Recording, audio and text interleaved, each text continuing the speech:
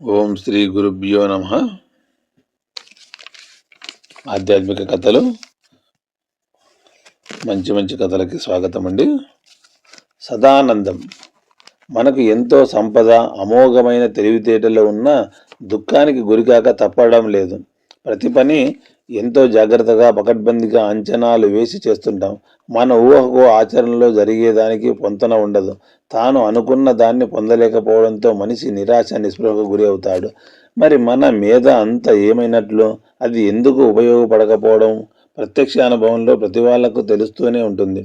మనకు తెలియకుండానే అతీతమైనది మన చర్యలకు నిర్దేశిస్తూ ఉంటుంది. కర్మ చేయటమే నీ వంతు, ఫలితం ప్రసాదించేవాడు భగవంతుడు అని మన వేదాంత గ్రంథాలు చాటుతున్నాయి.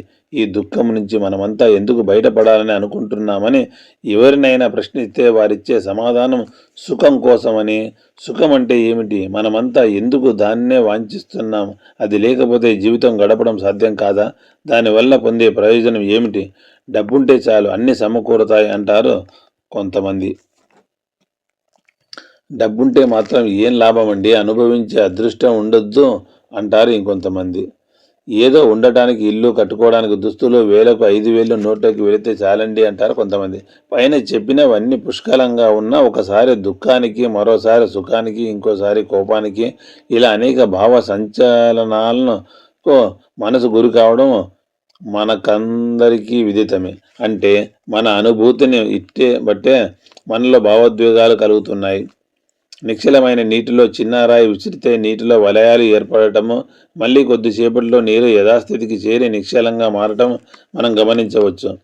మనకు ఇష్టమైన వాటిని పిల్లి పాడు చేస్తే బాధపడతాం. అదే పిల్లి ఎలుకను చంపితే ఆనందిస్తాం. ఒకే జంతువు చేసిన చర్య వల్ల మొదట బాధ, రెండోసారి ఆనందం కలిగాయి. కారణము, మనకు ఇష్టమైన వాటిని పిల్లి పాడు చేస్తే వాటిపై మనం ఏర్పరచుకున్న మమకారం వల్ల బాధ కలిగింది. కాబట్టి దుఃఖానికి అసలు కారణం మమకారమే. అందుకే సుఖానికి మూలం దుఃఖ నివృత్తే. అదే సదానందం.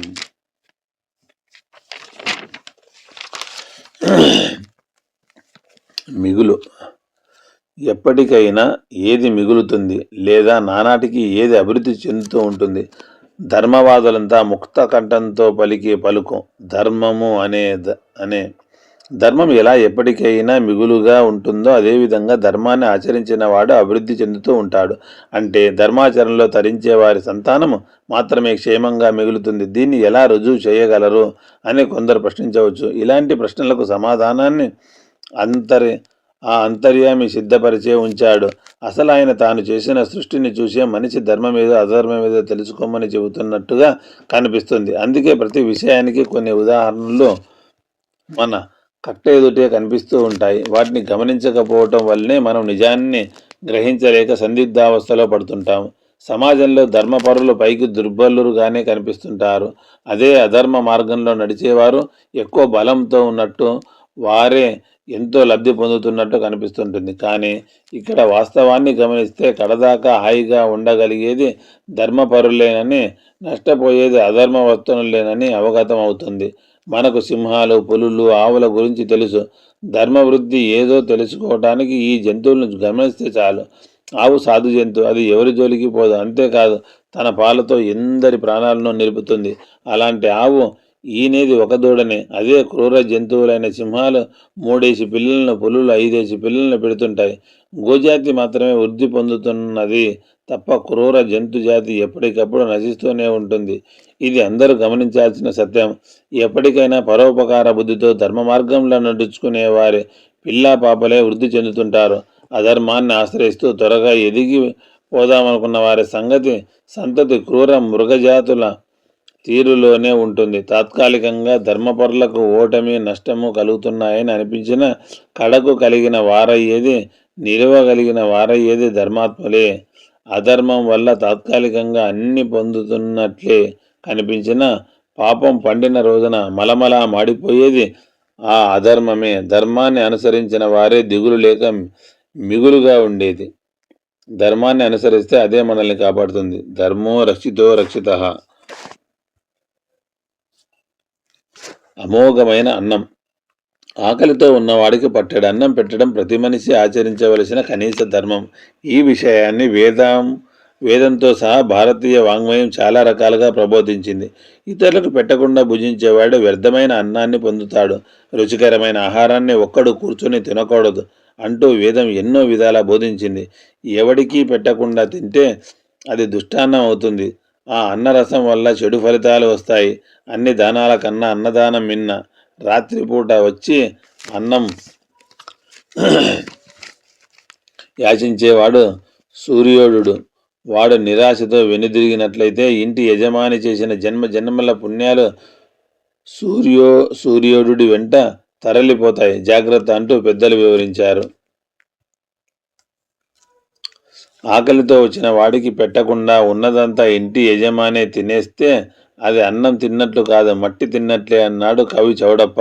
ఆయన కాస్త ఘాటుగానే మందలించాడు. ఇదే విషయాన్ని మహాభారతం మాత్రం చాలా సొగసుగా చెప్పింది. ఆచార వ్యవహారాలు తెలిసిన వాడు స్వీకరించే ఆహారం రెండు విధాలుగా ఉంటుంది: విగసము, అమృతము. ఇంట్లో ఉన్న అతిథులకు భోజన సమయానికి ఆకలితో ఇంటికి వచ్చిన వారికి పెట్టగా మిగిలిన అన్నము విగసము. దాన్ని స్వీకరించేవాడు విగసాషి. అలాగే యజ్ఞంలో ఉపయోగించగా మిగిలిన అన్నం అమృతం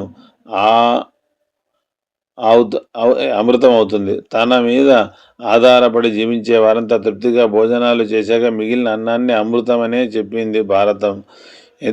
ఎందుకంటే 10 మందికి అన్నం పెట్టడం కూడా యజ్ఞంతో సమానమే కనుక.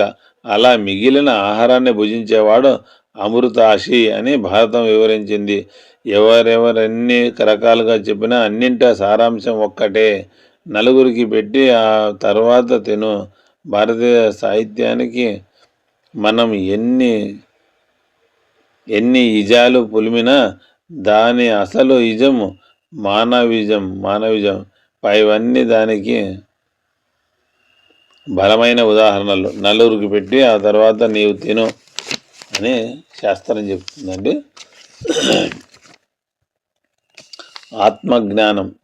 ఆత్మజ్ఞాన విహీనులైన మూఢులు కామ, క్రోధ, లోభ, మోహ, మదమాశ్చర్యాలకు వదిలిపెట్టి జీవించలేక పలు విధాలుగా ఇక్కట్ల పాలవుతుంటారు.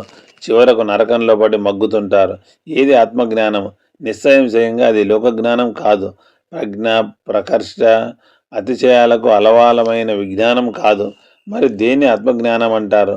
బద్ధుడైన మానవుడు బుద్ధుడు కావడానికి చేసే ఆధ్యాత్మిక ప్రయాణమే ఆత్మజ్ఞాన మందిరానికి దారి చూపుతుంది. మానవుడు దేనికి బద్ధుడు? 4 విధాలైన దోషాలు అతన్ని బంధిస్తాయి. అవేమిటంటే తప్పులు చేస్తూనే ఉండటము, మోహపాశాలకు లోబడటము, ఇతరులను మోసం చేసే స్వభావం కలిగి ఉండటము, పరిమితమైన ఇంద్రియ శక్తులు కలిగి ఉండటము. ఈ దోషాల కారణంగా సర్వవ్యాపకత్వం గురించి సంపూర్ణ జ్ఞానం పొందలేకపోతుంటాడు. ఆత్మను సనాతనమని పిలుస్తారు. అంటే నశింపు లేనిది, శాశ్వతము, నిత్యము, సత్యము. భగవంతుని కూడా సనాతన అని సంబోధిస్తారు. ఎందుకంటే ఆయన అవ్యయుడు, శాశ్వతుడు, చావు పుట్టుకలు లేనివాడు. ఆత్మజ్ఞానం పొందాలంటే మానవుడు తన ముందు జరుగుతున్న జగన్నాటకంలో పాత్రధారి కాకూడదు. ఒకవేళ అయినా అది భౌతిక పరిధులు దాటరాదు. అంటే ఏమిటి? మనసును, బుద్ధిని తన వశంలో ఉంచుకొని ఎప్పటికప్పుడు తనకు తాను బోధించుకుంటూ ఉండాలి. ఏమని బోధించుకోవాలంటే, నేను తండ్రి పాత్రలో నటిస్తున్నాను కానీ తండ్రిని కాను. నేను తల్లిగా నటిస్తున్నాను కానీ తల్లిని కాదు. ఎందుకంటే నిజమైన తల్లి, తండ్రి, బంధువులు, మిత్రులు అన్నీ ఆ పరమాత్మే. ఆ పరమాత్మకు ప్రత్యక్ష ప్రతినిధి ఆత్మ. ఆ ప్రతినిధి అదృశ్యుడు, చర్మచక్షువులకు కనిపించాడు. కర్మల నిలయమైన శరీరం గాలివానకు కూలిపోయే వృక్షంలా మృత్యుదాటికి కూలిపోతుంది. ఆత్మ కర్మ ఫలాలను మోసుకుంటూ మరొక నిలయాన్ని వెతుక్కుంటూ వెళ్ళిపోతుందంటారు. శరీర బంధాలు, బంధుత్వాలు శరీర పతనంతో పరిసమాప్తి చెందుతాయి. ఆత్మ బాంధవ్యం కేవలం పరమాత్మతోనే ముడిపడి ఉంటుంది. మానవుడి దేహంలో తప్ప ఇతర దేహాల్లో ఆత్మ ప్రజ్ఞ హీనంగా ఉంటుంది. ఎందుకంటే అవి జ్ఞానదేహాలు కావు, కేవలం కర్మదేహాలు. జీవుడు ఆత్మ ప్రబోధాన్ని అందుకోగలగాలి. అలా అందుకోవటానికి అంతర్దృష్టి, ఆత్మ గురించిన అవగాహన, ఆసక్తి అవసరం. మహాత్ముల ఆత్మలు దివ్యజ్యోతులు, సద్గురువులు ఆత్మజ్ఞాన ప్రేరకులు. సత్సంగం వల్ల సద్బుద్ధి, ఆత్మజ్ఞానం పట్ల ఆసక్తి కలుగుతాయి. భగవద్గీత ఆత్మజ్ఞాన ప్రబోధిని. వీటిని ఆశ్రయించడం ద్వారా ఆత్మజ్ఞానాన్ని పొందాలి. ఆత్మజ్ఞానం పొందగానే సరిపోదు, మనము ఆత్మగానే వ్యవహరించగలగాలి. సమస్త సృష్టిలోని ప్రతి అణువులోనూ ఆత్మజ్యోతిని వీక్షించగలగాలి. అదే అద్వైత స్థితి.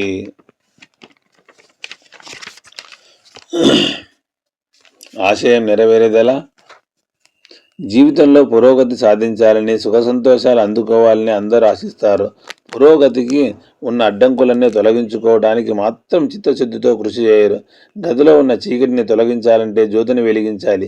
మనసులో అలుముకున్న అజ్ఞానం అనే గాఢాంధకారాన్ని పారదోలాలంటే అజ్ఞాన కారకాల్ని హృదయం నుంచి గెంటేయాలి. అప్పుడే జ్ఞానకాంతులు మనోసీమను ప్రకాశవంతం చేస్తాయి. సోమరితనము, మదమోహాలు, చంచల స్వభావము, వ్యర్థ సంభాషణ, స్తబ్దత్వము, అభిమానము, స్వార్థ త్యాగము అనే ఈ 7 దోషాలు మానవుడి అభివృద్ధికి అడ్డుగోడలు. వీటిని కొల్లదోసినప్పుడే శాంతి, సుఖము. ఓ ఊళ్ళో చాలా పురాతనమైన దేవాలయం ఉంది. అసలు ఆలయంలోకి వెళ్ళడానికే భక్తులు భయపడుతున్నారు.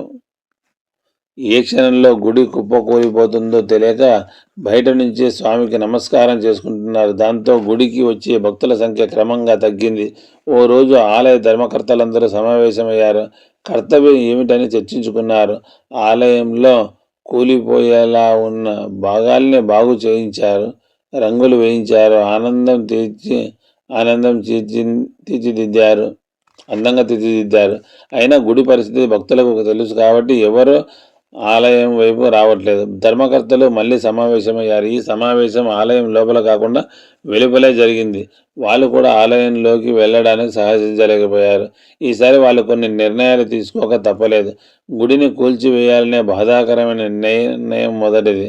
ఆ గుడి బదులు మరో ఆలయం నిర్మించాలనేది వారి రెండో తీర్మానం. ఇక మూడో తీర్మానం ఏమంటే పాత గుడి పునాదిని అలాగే ఉంచి దాని మీద ఇటుకలు పేర్చి అదే రూపంలో కొత్త ఆలయం నిర్మించాలని. ఇక్కడి దాకా బాగానే ఉంది. నాలుగోదిగా ముఖ్యమైన తీర్మానం చేసి వాళ్ళు ఏకగ్రీవంగా ఆమోదించిన అంశం ఏమిటంటే కొత్త ఆలయ నిర్మాణం పూర్తయ్యేదాకా పాత గుడిని కూల్చకూడదని. పాత గుడిని కూల్చకుండా అదే చోట కొత్తగా మరో ఆలయాన్ని నిర్మించడం ఎలా సాధ్యమయ్యే పనేనా? సరిగ్గా ఇలాగే ఉంటుంది అనేక విషయాల్లో మనము నడుచుకునే తీరు. మంచి అలవాట్లు, సుగుణాలు మనలో ఉండాలనుకుంటాం. కానీ అదే సమయంలో మనలో అప్పటికే నిక్షిప్తమై ఉన్న దోషాలని వదులుకోవాలనే ధ్యాస ఉండదు. ఆ ఆలోచన ఉన్నప్పుడే ఆశయం నెరవేరుతుంది. అజ్ఞానాన్ని తరిమేస్తేనే మనోసీమ వెలుగులీనమవుతుంది. అదండి కీలుబొమ్మ.